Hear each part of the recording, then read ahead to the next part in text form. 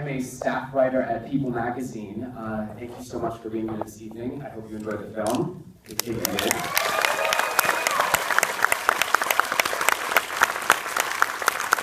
So we thought we'd kind of have a little bit of a chat about it now. So I'm going to introduce two of the stars of the film. I think you will recognize their faces, but I'll give you just a little bit about them. First, we have a 3-time Academy Award nominee, a 2-time Golden Globe winner, and a 4-time Emmy winner, Miss Linney.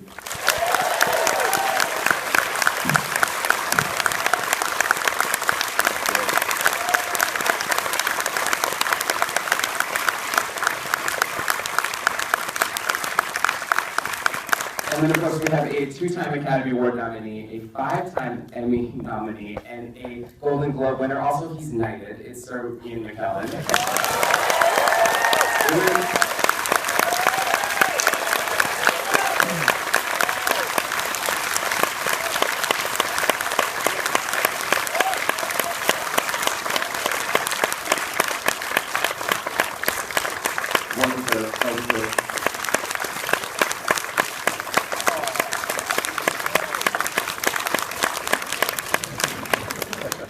So I'm going to start off with a few questions myself, and then we're going to open up to some questions from the audience. I'd say I did a little bit of research and learned, I found it a surprising fact, was that Sherlock Holmes, Guinness Book of World Records, says that he is the most portrayed movie character ever. There's been 70 actors who have portrayed him in over 200 films.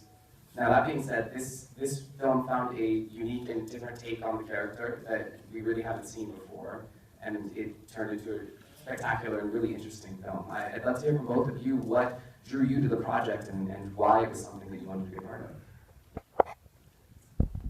Well, I think if nobody had made a film of Sherlock Holmes, I would have wanted to make this one. Of course, everyone's known about Sherlock Holmes all their lives. He's just he's just part of the culture. He's like Peter Pan, you know, or Father Christmas. He's always been there. It's an intriguing notion to think that someone so familiar should actually be so strange and undiscovered. So that's a cute idea and carried through, I think, brilliantly in the novel, which I can recommend, by McKellen. Which a nice compliment to us. What is the title of the novel? Slight Trick of the Mind. The Slight Trick of the Mind. The novel has been reissued and it's now called Mr. Holmes. It was the same with Gods and Monsters, Bill Condon's movie that I was in, which was adapted from a novel. It was adapted from a novel called The Father of Frankenstein, and after the film was a success, Christopher Brown changed the title of his book. Well, I don't know. I feel a little bit nervous, not nervous, but unnecessary to talk about the film because you've seen it and your mind must be buzzing with ideas. And if it's not obvious to you why I would want to be in it, I can't persuade you. It, of course, is an acting treat to play a character twice over. No. An old man and then a really old man. That's enormous fun. Not as much an acting challenge as you might think, I have to say, but that was part of the fun. And then once Will Condon, I think we agree we'll go anywhere for go. And once he told me who else was going to be in it, not only Laura, which was a thrill because we never worked together before. But with a lot of other friends, old friends of mine in the film. It was a dream job. I should stop talking. Laura, how about for you? Well, for me, it was a combination. It was Bill, it was Ian, and Sherlock Holmes. You know, I've been a Sherlock Holmes fanatic since I was a child, so I was thrilled to be asked to be included in something that had anything to do with Sherlock Holmes. So it was really, and filming in England is really a treat. So it was a combination of those things. Well, and you both mentioned the book that the film is based on. Was it something that you read in part of your preparation for filming, or did you just let the script speak for itself? I think it's as well to let the script speak for itself, don't you? I mean, someone spends months, years, writing a screenplay. It doesn't need an actor to come along at the last minute and say, why didn't you put this bit in? Because they'd thought about it for months and decided that they wouldn't, you know.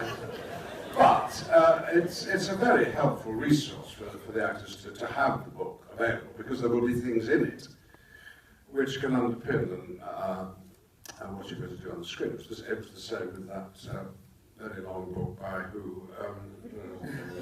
Oh, Lord of the Rings, yes.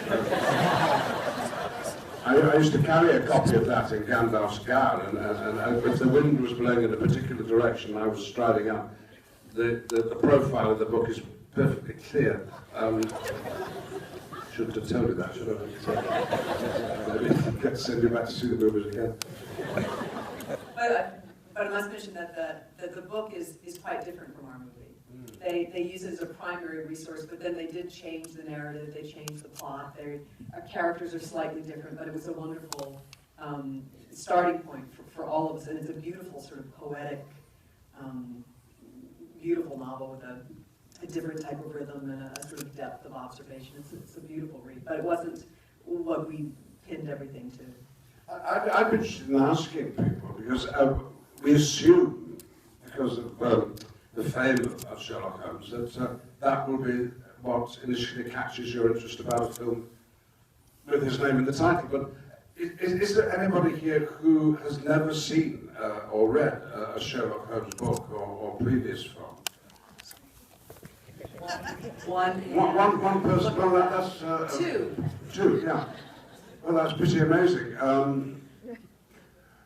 But as the film is based on the book, also the book is based on the Conan Doyle, and but it stands as itself, doesn't it? And I think this film ought to appeal to people who don't know who Sherlock Holmes is, because it's about a perennial dilemma of age and decrepitude and regret and all those things which occur to you on a daily basis when you get to 76.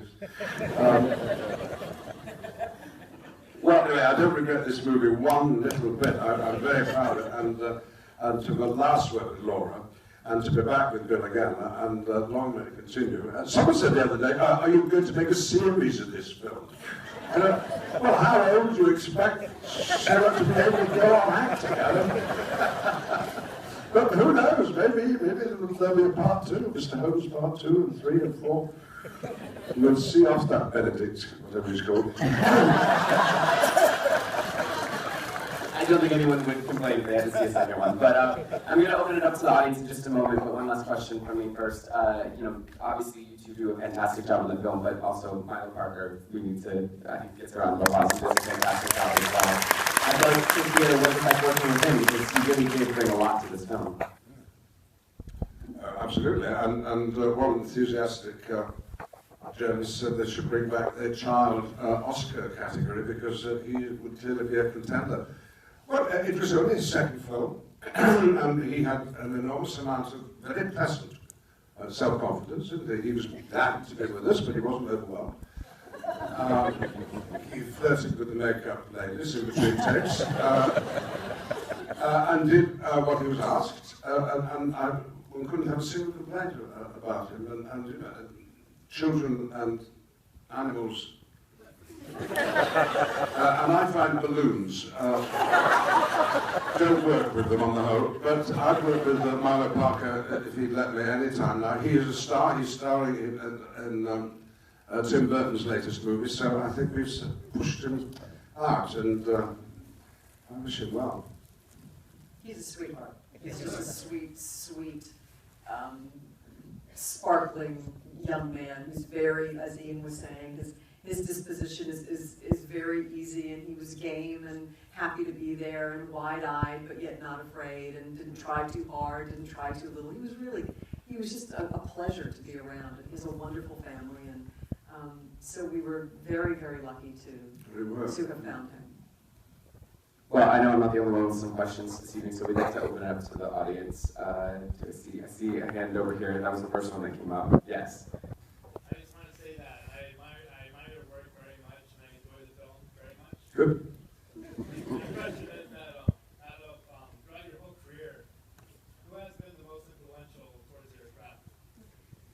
So who's been the most influential towards your path that you've worked with, or you know? I'm very dependent on directors. I like to be directed. I don't want a director who's coming on the journey with me. I want him to direct. Okay. Go over there. I'll find out how to get there, but that's what I like. And the man very early in my career who helped me in that way was the late Tyrone Guthrie, an Irishman who was the most celebrated director of Shakespeare of his time. And very late in his career, I was lucky enough to play a large part for him in a new theatre that had opened in the north of England, and in Coriolanus was the play.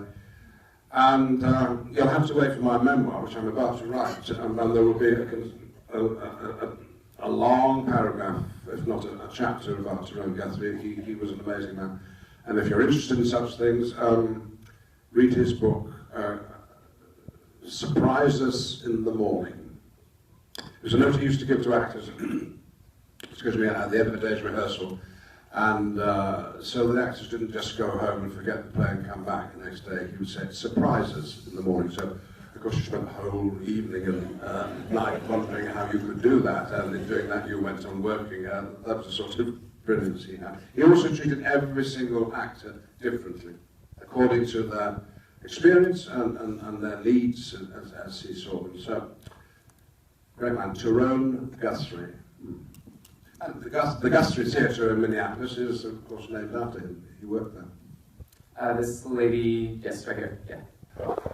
And so it's been great eagerness that I waited the day when we put on the makeup for the first time, which before, obviously, we started shooting. And once they put on the false nose, which they wanted to do because of it ought to be aqualine, and once they shaved the front of my hair, which is, thank goodness, grown back, and they dyed it white, that's right, yes, and then they put on this plastic stuff which pulled it and dried it into all those wrinkles. Only took 40 minutes. There I saw a 93-year-old man looking back at me, and I took great comfort in that I wasn't going to have to act with my face, that work had been done for me. And then, as it were DNA, the face being right, somehow it was possible for the voice to be right, and the gestures to be right, and the physique to be right, and the walking to be right. And well, there was Mr. Holmes. And it just, you start with one thing, get one thing right, I think is what I'm saying, and then you can use your imagination to push it through the rest of your body. It's one way of doing it, isn't it? Another way is to be really clever at the job, and imagination, that's the beginning and the end of it, really. There was a lot of explicit references to your character and his mannerisms and the way that people saw him, but for Miss Monroe, there's a lot left unsaid about who she is. I don't even know her first name. Yeah. So can you talk a little bit about developing that character? Because it's kind of the opposite. He's played a character that's been played so many times, and you got to create one that we don't know much about. Well, Bill was quite wisely sort of set me in the direction of really to think about what it was to be a war widow during that period of time. To be someone who had been probably displaced, whose life had been turned upside down, who was grieving, who was sort of found themselves now, it was necessary to be employed, and probably employed in something that she didn't want to do nor was particularly good at. The fear of losing her son, who she was the only thing left of her family. So I sort of started from there, and then I had just had a baby, so fortunately there was a little more weight on me to begin with, and then they padded me up even a little more. And so the body was then right for that period of time, and we just sort of went from there, and then you just look at that face, and you're all good. That's fair, that's fair. Another, right here, yes? We'll get to you.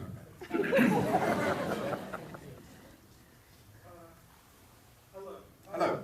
Can you give a moment in your past, for both of you actually, can you give a moment in your past that made you question your acting career, and that moment of doubt and how you overcame it? So a moment in doubt in your career that you overcame, and when that was and how you did that. Well, I was giving it to you first, I think. Have you got the Oh, answer? yeah. My third year at Juilliard, I was cast as Ellie in Heartbreak House. And I was god awful. I could not think, move. It was just, it was terrible. And it was agony. And because I grew up in the theater, it was the first time that I had ever been on stage in my entire life. And the place where I felt the safest was the place I did not want to be. I was uncomfortable. I had thoughts running through my mind, like get me off stage. I was incredibly uncomfortable. And I really thought, well, okay, I had a real crisis of faith. And I thought, well, this is all very well and good. I've gotten to this very fancy pants school, and everyone's been very nice to me, but I clearly don't belong here, and I can't do this, and this is awful. And so I went to the head of the school, and I wasn't being overly dramatic, but I said, I'm going to go join the Peace Corps. And I just think someone else would do better in my space, and you should open the space up to someone else. And one of the original acting teachers there, who was a man named John Sticks, called me and said, come here a minute. Did I hear you want to drop out of school? I was like, yeah, you're good. Come with me. He took me into the bowels of the school I didn't even know existed. It was an office. He goes, what is this shit? What am I doing? And I was like, John, I just can't. He says, this is where you're supposed to fail. He said, you have to fail. If you don't fail, you don't get better. He said, so congratulations, you're on your way.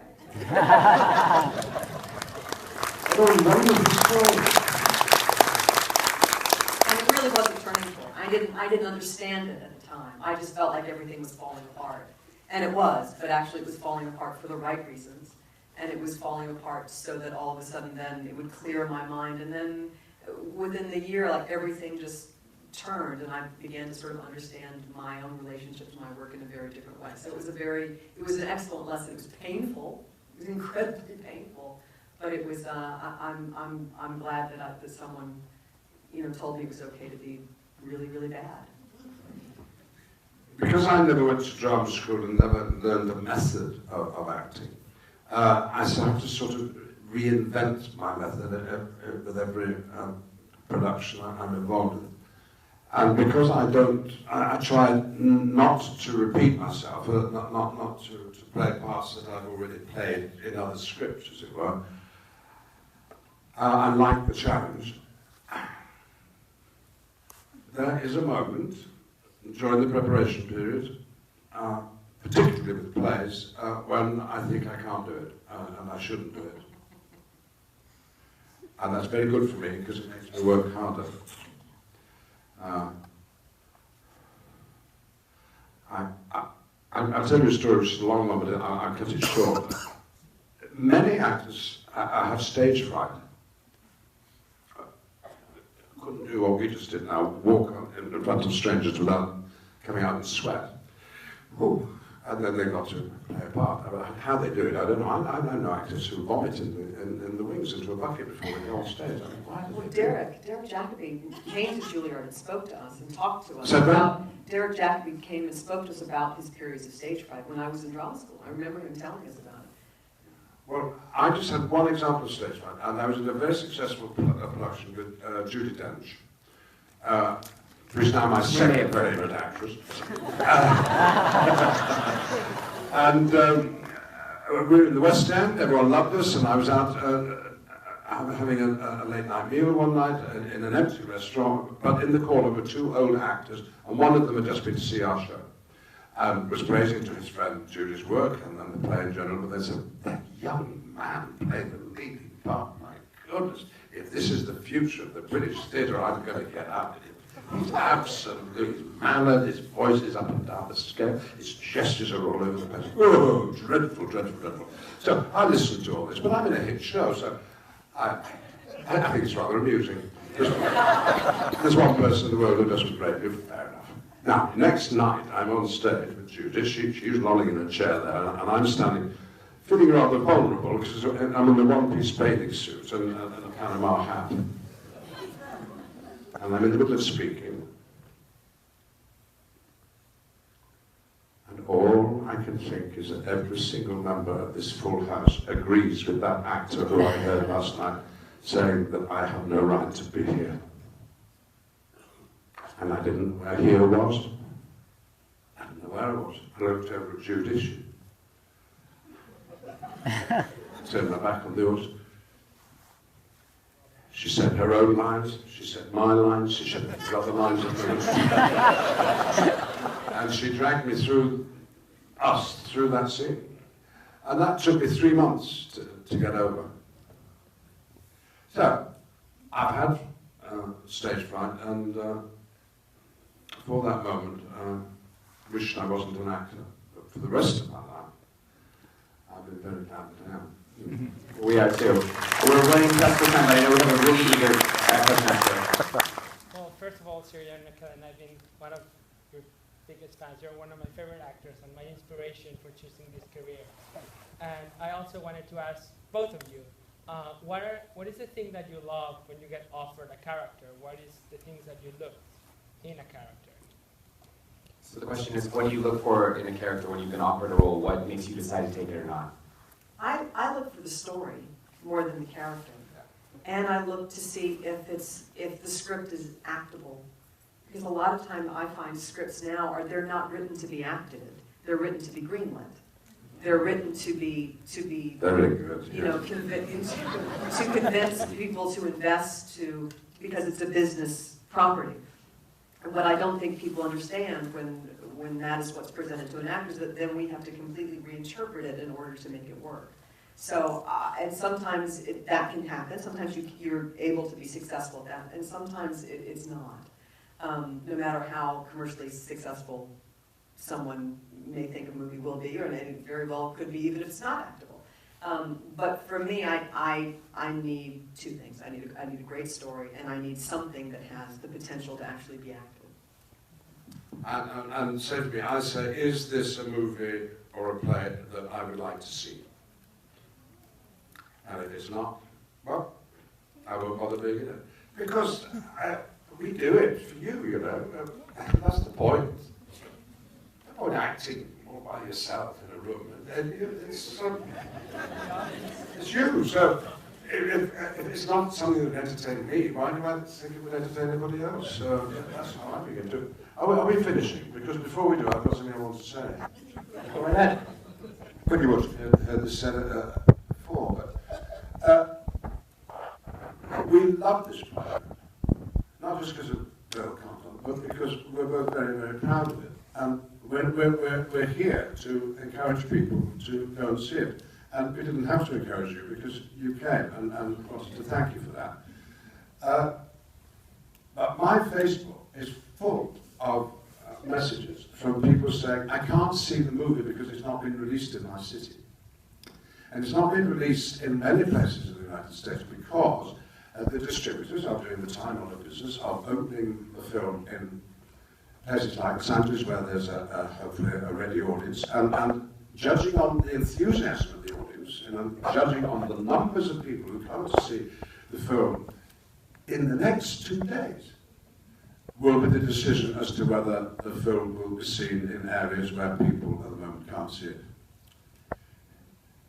So, if you've enjoyed the film, will you tell somebody?